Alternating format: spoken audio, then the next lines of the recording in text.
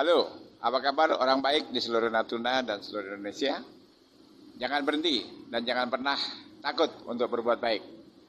Hari ini Garda Nusantara melaporkan dari RSUD Natuna. Garda Nusantara mencatat ada banyak penambahan pasien cuci darah di instalasi hemodialisa RSUD Kabupaten Natuna. Nah, untuk itu kita akan berbincang dan bertanya bagaimana kesiapan dari RSUD Natuna dalam rangka mengantisipasi tingginya lonjakan pasien yang harus cuci darah. Karena pasien yang cuci darah ini nyawanya memang sangat tergantung dengan mesin. Berikut wawancara Garda Nusantara dengan Direktur RSUD Natuna, Dr. Ari. Mari kita ikuti bersama. Selamat siang Pak Direktur. Siang Pak. Pak, kami dari Garda Nusantara ini hari ini ingin ngobrol singkat lah. Konfirmasi terkait fasilitas hemodialisa di RSUD Natuna. Saya sendiri sebagai penyintas Pak, bersama dengan saudara kita ya. Totalnya sekarang ini ada 21 orang yang rutin 2 kali seminggu, ada yang 3 kali seminggu, ada yang 1 kali seminggu, itu melakukan cuci darah di fasilitas hemodialisa Rumah Sakit Natuna.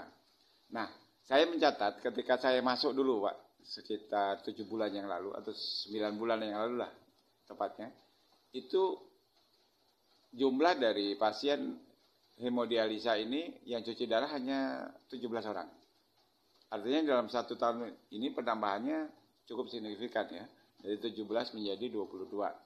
Nah, itu yang cuci darah rutin. Kalau dihitung dengan yang masuk ICU, ya, yang cuci darahnya dilakukan di ICU, yang mereka tiba-tiba ngedropnya drastis gitu ya, itu malah lebih banyak Pak penambahannya, sekitar belasan orang juga gitu. Nah, sayangnya saudara kita ini akhirnya tidak tertolong dan wafat karena ya tadi tindakannya terlambat, baik itu dari pasien. Nah, saya ingin tahu yang fasilitas RSUD Natuna ini sendiri Pak, bagaimana menyikapinya dalam untuk tahun ke depan dengan penambahan pasien yang terus bertambah ini. Oke, baik. Ya, terima kasih Pak sudah berkenan hadir ya bersilaturahmi pada siang hari ini. Jadi Bapak penyintas dan saya lihat cukup segar bugar ya. Alhamdulillah. Mudah-mudahan ke depan tetap seperti itu. Amin. Jadi salah satu promotor juga bahwa orang yang sakit ginjal seperti Bapak itu bisa hidup sehat dan normal seperti biasa. Ya. Ya. Oke, baik. Jadi memang ada beberapa laporan yang saya terima terkait layanan hemodialisa. Jadi ada beberapa pasien yang perlu istilahnya tambahan pelayanan hemodialisa di luar hemodialisa reguler. Ya. Jadi peningkatan kasus ini tren, kalau dibilang tren itu mungkin perlu kita sikapi dengan komunikasi dengan dinas kesehatan, karena apakah tren ini memang sengaja dibuat atau bisa istilahnya itu aksidental ya. Dalam artian itu sengaja dibuat itu dia sudah tahu dia sakit tapi dia tidak mau memeriksakan diri ke fasilitas kesehatan. Ya, sejak awal ya.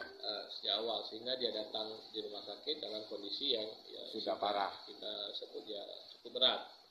Sedangkan yang aksidental itu dia memang tidak tahu kondisi dia sakit, tapi pas dia lakukan pemeriksaan dia diagnosis untuk sakit ginjal.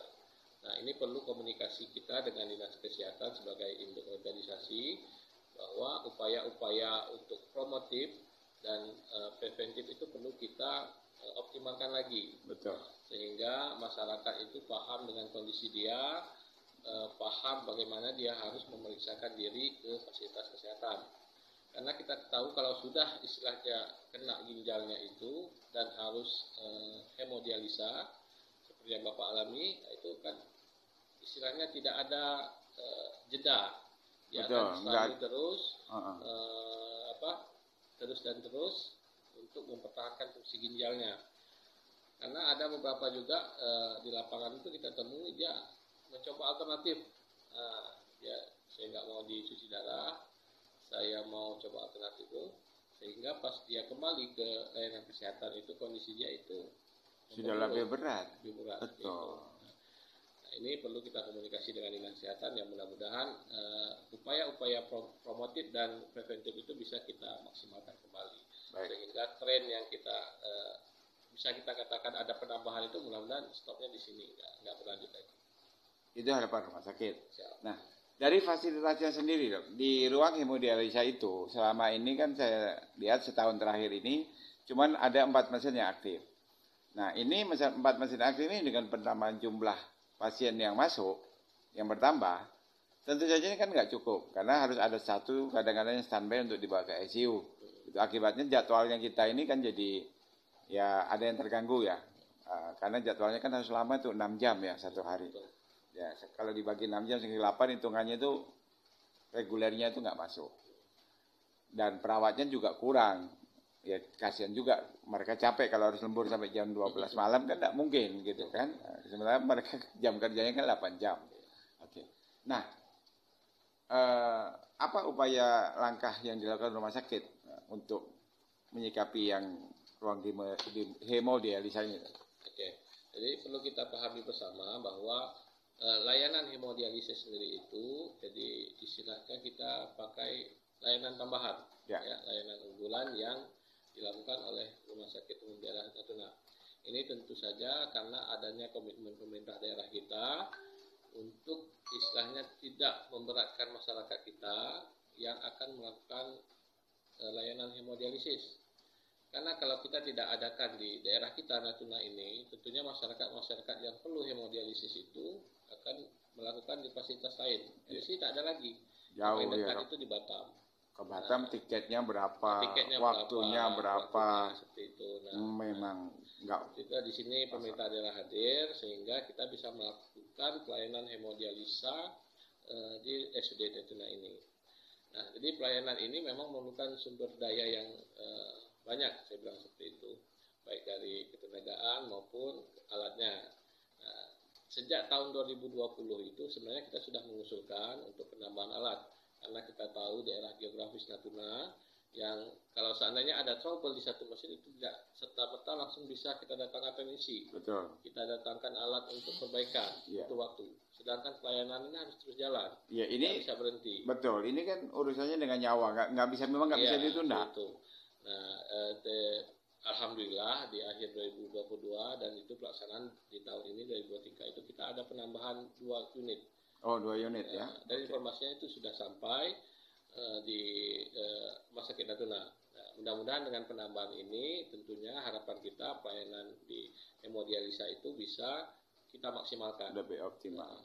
Tapi tidak sebatas di sini saja, kita juga akan tetap monitor, kita tetap kawal apakah tren tadi itu bisa, yang kita katakan tren itu bisa kita hentikan atau menambah. Kalau nambah ya otomatis kita akan usulkan lagi untuk kekuatan alatnya.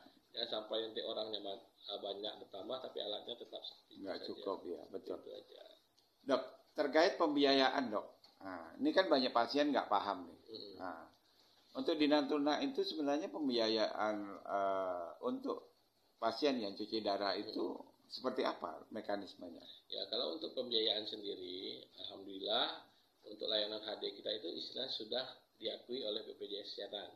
Jadi untuk pelayanan hemodialisis itu bisa diklaim oleh BPJS Kesehatan setiap dia melakukan pelayanan hemodialisa. Seperti itu. Nah, apakah cukup? Artinya anggaran yang disediakan BPJS itu cukup nggak menanggung segitu banyak pasien ini? Kalau dikatakan cukup, kalau BPJS itu dia menanggung sistemnya itu klaim untuk inasi bijis. Jadi setiap tindakan hemodialisis itu seperti itu yang harus dia bayarkan. Nah, kita ini satu-satunya rumah sakit di Natuna, pertimbangannya itu adalah BHP, bahan habis pakai untuk pelaksanaan layanan hemodialisis. Nah, itu tidak kita datangkan dari daerah sekitar. Harus terbang dari luar. Nah, itu perlu pembiayaan. Secara hitung-hitungan memang ada selisih. Nah, selisih ini yang dibantu oleh pemerintah daerah kita untuk pelayanan hemodialisa. Oh, itu berarti pemerintah RSUD Natuna mendapat backup dari pemerintah Natuna. Komitmen pemerintah daerah untuk pelayanan kesehatan masyarakatnya. Jadi kalau kita istilahnya full dari dari situ, otomatis kan banyak nih rugi nih. Betul. Nah, dok, rumah sakit kita kan tipe C ya, kan seharusnya ya nggak ada ruang hemodialisis itu nggak apa-apa gitu kan. Nah itu kenapa rumah sakit kok terpikir menyediakan ruang hemodialisis? Ya, jadi bukan hanya rumah sakit. Jadi itu saya sampaikan tadi, ini adalah bentuk komitmen pemerintah daerah kita, ya pimpinan kita, untuk istilahnya menyediakan pelayanan kesehatan yang maksimal untuk masyarakatnya.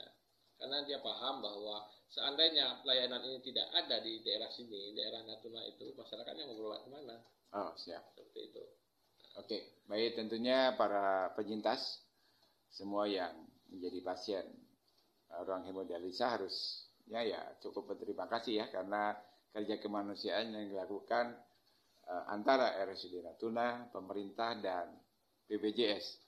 Ya, tiga hal inilah yang membuat kita bisa bertahan, karena nyawa kita bergantung kepada mesin hemodialisa. Nah, begitu kira-kira, dok. Iya. Terima kasih, dok, atas kesempatan waktunya dan penjelasannya. Semoga ini juga bisa menjadi pencerahan untuk semua masyarakat Natuna. Jangan takut untuk berobat, untuk mengetahui lebih dini terhadap penyakit ginjal, karena kalau saudara terlambat malah nanti lebih sulit menanganinya ya. Oke, baik. Terima kasih. Wassalamualaikum warahmatullahi wabarakatuh.